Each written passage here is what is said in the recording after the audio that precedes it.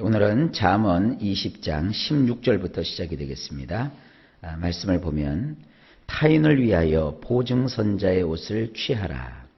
외인들을 위하여 보증선자는 그의 몸을 볼모 잡을지니라. 원문과 비교해 보면 그릇되거나 오역된 부분은 없는데 이해하는데 조금 어려움이 있을 겁니다. 그래서 제가 원문을 그대로 이렇게 여러분들에게 소개시켜 드립니다. 원문을 보면 이렇습니다. 적절하지 않은 자가 보증인이 되고자 한다면 도망치지 못하게 그의 외투를 받아두라. 친하지도 않은 그 자를 꽁꽁 동여매어서 꼭 붙들어 두어야 하느니라. 자, 아버지가 사회생활을 시작한 자식에게 지금 권면하고 있는 거예요. 여기 보면 우리 성경에는 타인이라고 번역이 되어 있는데 원문에 보면 적절하지 않은 자, 자격을 갖추지 않은 자, 담보를 가지고 있지 않은 자, 돈을 빌릴 수 있는 만큼의 능력이 되지 않은 자, 이제 그런 뜻을 가지고 있는 거예요. 그런 적절하지 않은 자가 보증인이 되고자 한다면 다른 사람이 이렇게 돈을 차용해서 쓰는데 나서 가지고 내가 보증이 될 테니까 저 사람에게 돈을 빌려주시오. 그런 일이 벌어지면 너는 그 보증인을 어떻게 해야 되느냐. 우리 성경에는 그냥 옷을 취하라 이렇게 되어 있는데 원문에 보면 그 사람의 옷, 특별히 그 외투가 제일 비싸거든요. 그 외투를 받아두라. 왜 외투를 챙겨둬야 되느냐면 도망치지 못하게. 제가 이걸 도망치지 못하게를 이렇게 가로로 처리를 했어요. 이것은 그 원문의 뜻을 드러내기 위해서 제가 삽입을 한 겁니다. 그러니까 보증선 사람은 말로만 보증이다 그게 아니라 보증을 서는 그 보증인을 어떻게 하느냐 하면 도망칠 수 있잖아요. 그 사람 믿고 돈을 빌려줬으면 그 채무자가 돈을 못 갚을 때는 보증인한테 가서 그걸 받아내야 되잖아요. 근데 보증인이 도망가 버리면 안 되니까 그 사람 옷을 뺏으라는 거예요. 도망치지 못하게. 지가 빨가벗고 어디로 도망가겠어요. 그 옷을 지금처럼 우리는 속옷 입고 겉옷 입고 하는데 이 유대인들 그 당시에 그 외투라고 하는 것은 그냥 휙휙 천으로 감으면 그게 옷이 되거든요. 그러니까 그 외투를 뺏으라는 것은 아무데도 도망치지 못하게 꼭 붙들어 두라. 그런 뜻이에요. 그러면서 또 부연 설명을 하시죠. 친하지도 않은 그 자를, 우리 성경에는 외인이라고 번역을 해놨는데 친하지 않은 자, 나하고는 아무런 관련도 없는 자, 일면식도 없는 그런 자를 뭘 믿고 돈을 빌려주겠어요. 근데 그 친하지도 않은 그 자를 어떻게 해야 되느냐, 꽁꽁 동여매어서 꼭 붙들어 두어야 된대요. 그러니까 사람도 놓치고 돈도 놓치고 보증인도 놓치면 돈만 띄는 거예요. 그러니까 아들아, 너는 누구에게 돈을 빌려주거나 일을 할 때 반드시 이걸 우리는 뭐라고 합니까? 질권이라고 하죠. 질권을 확보해둬라. 이게 지혜인 겁니다. 그냥 괜히 맘만 좋아가지고 에휴 알아서 갚어.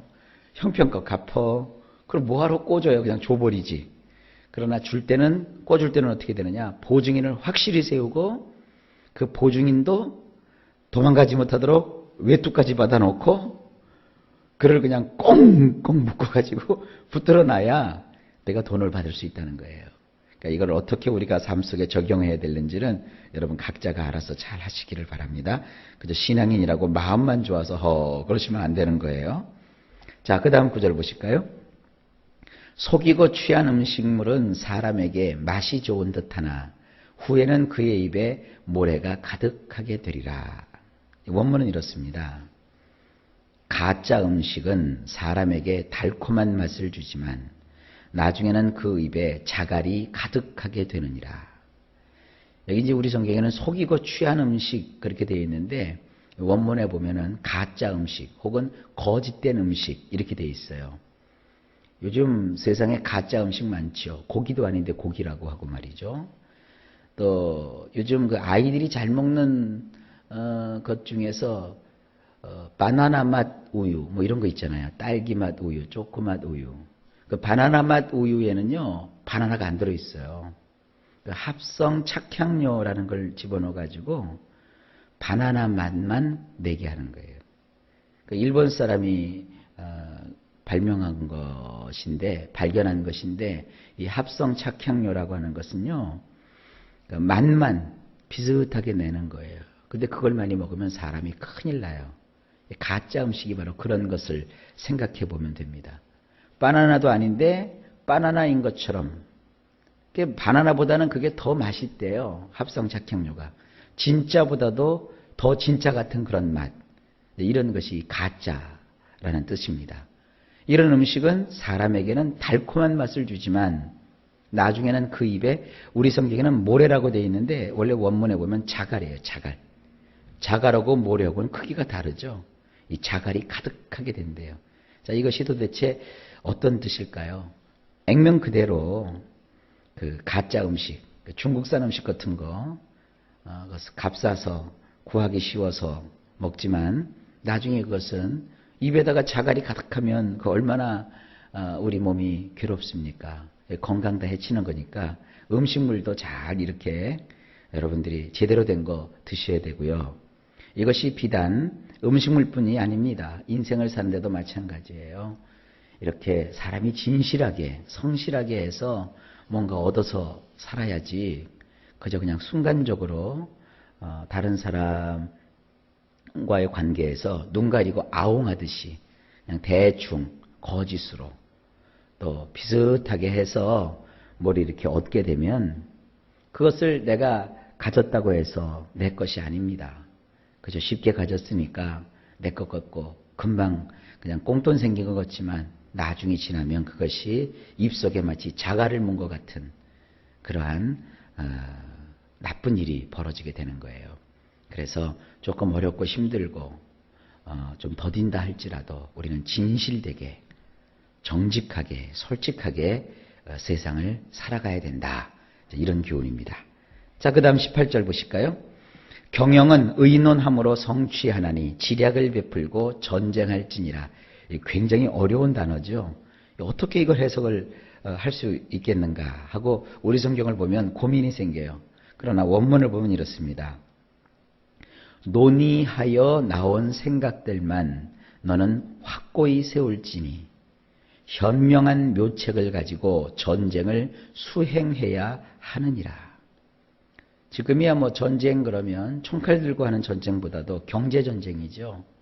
서로 이 사람들끼리 뭐라고 할까요? 경쟁하고 또 사람들끼리 서로가 우열을 가리고 뭐 이런 것이 전쟁입니다. 근데 이것은 어떻게 치루어야 되느냐? 중요한 단어가 나옵니다. 논의하여 나온 생각들. 이 논이라고 하는 건 뭡니까? 자기 혼자 생각하는 게 아닙니다. 반드시 그것과 관련된 어떤 그 전문적인 사람이라든지 경험 많은 사람과 논의하래요. 의논해서, 의논하는 과정에서 어떤 그 좋은 생각들이 나올 거 아닙니까? 그런 논의해서 여러 가지를 고려해보고 난 다음에 그렇게 검증된 그 생각들을 가지고 너는 확고히 그것들을 세워라 이거예요. 그죠? 이거 하면 잘 될 것 같은데 그냥 이거 한번 해볼까? 저거 하면 잘 될 것 같은데 이거 한번 해볼까? 아유, 누가 이거 했더니 잘 되는 거라고 했던데 나도 한번 해보면 어떨까? 이렇게 그냥 엄벙덤벙 하다 보면 안 되는 거예요. 이 경쟁사회에서는 치밀하게 논의하여 나온 생각들, 그러니까 공부를 해야 되는 거예요. 공부는 뭡니까? 그 일에 전문적인 연구를 하고 있는 선생님이나 교수님한테 배우는 거 아닙니까? 그리고 또 그와 같은 일을 하는 사람들끼리 서로 자기들의 의견을 이야기하면서 더 많은 것들을 생각하게 되고 배우는 거예요. 그러니까 안목이 넓어지고 또 생각이 깊어지면 거기에서 분명한 계획들이 세워진다고요. 그런 계획들을 가지고 세워야 되는 거예요. 어떤 사람이 경매를 하면 돈을 쉽게 번다 그래갖고 경매를 하겠대요. 그래서 저한테 문의를 해왔어요. 제가 그분한테 그렇게 얘기를 해주었어요. 경매 잘하면 돈을 벌긴 합니다. 그러나 모르면 있는 돈도 다 까먹습니다. 그러니까 먼저 경매를 시작하기 전에 경매에 대해서 가르치는 학원이나 학교가 있습니다. 거기에 돈을 내고 가서 3개월이면 3개월, 6개월이면 6개월 배우십시오. 그리고 또 배울 뿐만 아니라 거기 가면 당신 혼자만 배우는 게 아니라 그것에 관심 있는 여러 명의 학생이 있을 겁니다. 그런 사람과도 사귀십시오. 몰라요. 그 사람이 그 경매학교에 가서 그걸 배워갖고 지금 경매를 하는지 안 하는지 모르겠는데 사람들이 너무 급해가지고 배울 생각은 안 하고 하면서 배운대요. 그러면 거기서 밑가고 거기서 망하는 거예요. 잘 배워야죠. 그 학교에 가서 배우고 교수님들한테 배우고 또 학생들과 사이에서 배우면 거기에서 자기가 어떻게 행해야 될지를 알게 되는 거예요. 항상 우리 인생은 배우면서 신중해야 돼요. 신앙도 마찬가지입니다. 그냥 대충 믿으시면 안 돼요. 뭐 남들 다 그렇게 교회 다니는데 나도 성경 제끼고 교회 왔다 갔다 하고 뭐 그러다 보면 되겠지. 아니에요. 우리 신앙도 잘 배우셔야 돼요. 교회 나와서 목사님 말씀을 이렇게 들으면서 좀 딱딱하고 어렵더라도 자꾸 배우려는 자세로 말씀의 이치를 깨닫다 보면 듣기도 하고 생각도 하면 이것이 참 진리인 것을 알게 되는 거예요. 그러니까 뭐든지 이렇게 배우려는 자세를 가지고 또 서로가 다른 사람의 의견을 들어주면서 떠오르는 그와 같은 생각들을 확고하게 세워야 된다. 그래서 현명한 묘책을 가지고 전쟁을 수행해야 되는 겁니다. 마구잡이로 전쟁을 했다고 해서 이기는 게 아닙니다. 힘이 있다고 전쟁에서 이기는 거 아닙니다. 무기가 좋다고 전쟁에서 이기는 게 아닙니다. 기략이 있어야 돼요. 뛰어내야 돼요. 그래야 전쟁에서 이기게 되는 겁니다. 이게 인생을 살아가는 지혜이기도 합니다. 오늘도 기도하면서 현명한 묘책을 하나님께 구하시기 바랍니다. 자, 그 다음에 19절입니다. 두루 다니며 한담하는 자는 남의 비밀을 누설하나니 입술을 벌린 자를 사귀지 말지니라. 이것도 원문으로 보면 이렇습니다.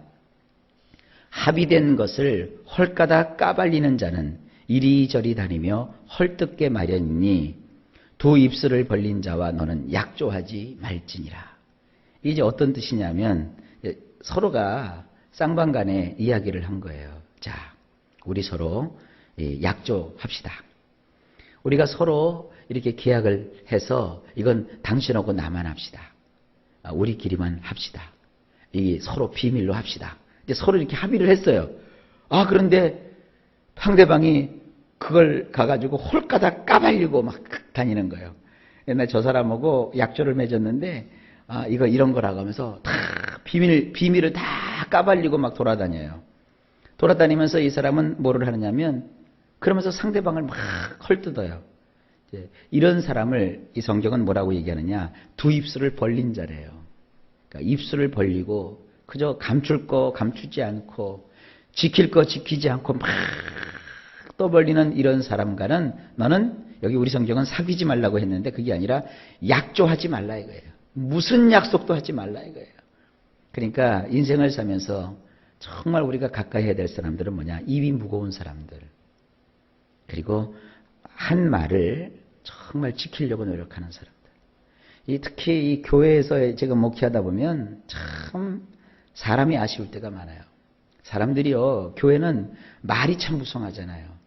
사실 이 설교를 저도 오래 하는 편인데 하나님 말씀을 전하는 거니까 그걸 설명하다 보니까 시간이 길어지는 것이겠죠. 그런데 이제 하도 말을 많이 듣고 말을 하다 보니까 너무 값어치 없는 말들을 많이 해요. 목사님, 내가 그것 때문에요, 내가요 왕창 할게요. 목사님, 내가요 그게 이루어지면요, 내가요 하늘에서 별을 따다 드릴게요. 별 따다 준다는 사람들 참 많이 봤지만 저는 한 번도 아직까지 별을 따다 준 별을 받아본 적이 없어요. 이게 무슨 얘기냐면 너무 쉽게 값어치 없게 말들을 한단 말이에요. 그러지 말고 우리가 좀 진중하게 생각하고 또 말하는 것을 삼가하면서 이렇게 진실되게 삶을 사는 것이 지혜이고 반드시 그렇게 해야 된다는 것을 여러분들이 마음에 새겨놓으시기를 바랍니다. 사람의 그 말 한마디가 참 중요한 것입니다. 또 주변에서 하여간 말 많은 사람은 그 어떠한 약조도 하지 마세요. 자, 마지막으로 20절. 자기의 아비나 어미를 저주하는 자는 그의 등불이 흑암 중에 꺼짐을 당하리라. 자, 원문은 이렇습니다. 자기의 아버지나 자기 어머니를 하찮게 여기는 자는 그의 등불이 꺼져서 깜깜한 흑암 속에 있게 될 것이니라. 자식을 가르치느라고 부모가 고생을 하시죠. 그 성경 시대나 지금이나 마찬가지죠. 그러면 사실 지식에 있어서는 자식이 부모보다 더 많이 알아요. 더 똑똑하고요. 부모님들은 이제 지나간 9세대고요. 자식들은 신세대예요. 그러니까 이 자꾸 신세대 사람들이 자기 부모를 무시하는 경향이 있어요. 근데 성경은 그것을 엄히 금합니다. 우리 성경에는 아비나 어미를 저주한다 그랬는데 이건 너무 좀 심하게 번역한 거고요. 원문에는 하찮게 여기는 거예요. 깔보는 거예요. 그러나 자기의 아버지나 자기의 어머니를 하찮게 여기는 자는 그의 등불이 꺼져요. 인생에 그 환하게 비춰줄 등불이 꺼져서 어떻게 되느냐? 깜깜한 흑암. 그냥 흑암이 아닙니다. 깜깜한 흑암. 이 원문에 보면 이 깜깜하다는 말과 흑암이라는 말이 이렇게 나와요. 아주 캄캄한 흑암 속에 있게 될 것이래요. 그러니까 이 자녀된 자로서 또 후배된 자로서 인생의 어린 사람들은 윗사람들을 우리가 하찮게 여겨서는 안 됩니다. 그들의 말을 듣고 그들의 경험을 우리가 높이 사고 또 그들의 지도를 따라서 살아가는 거예요. 이 젊은 사람들 부모의 이렇게 간섭받는 거 되게 싫어해요. 그래서 부모의 잔소리 그래갖고 우리들이 잘할 거겠죠? 가서 깨지고 부닥치고 나면 나중에 뭐라고 하는 줄 알아요? 역시 우리 부모님들 참 대단하셔 그런다고요. 그럼 뭐예요? 그때는 이미 늦었는걸. 그러니까 이 잘 나갈 때 어른들의 말을 잘 듣고 그들의 어떤 지혜를 이렇게 따라가는 것이 굉장한 축복입니다. 이것을 이렇게 젊은 사람들이 많이 듣고 알아야 되겠어요. 자, 오늘도 이 말씀을 통해서 하나님께서 우리에게 여러 가지 인생의 지혜들을 알려주셨습니다. 예수님을 믿는 우리들도 이런 지혜의 말씀을 듣고 우리 인생을 어떻게 살아가야 되는지 잘 생각해 봐야 합니다. 자, 오늘도 하루가 시작되었습니다. 일마다 때마다 주께서 여러분에게 평강 주시기를 간절히 축복합니다.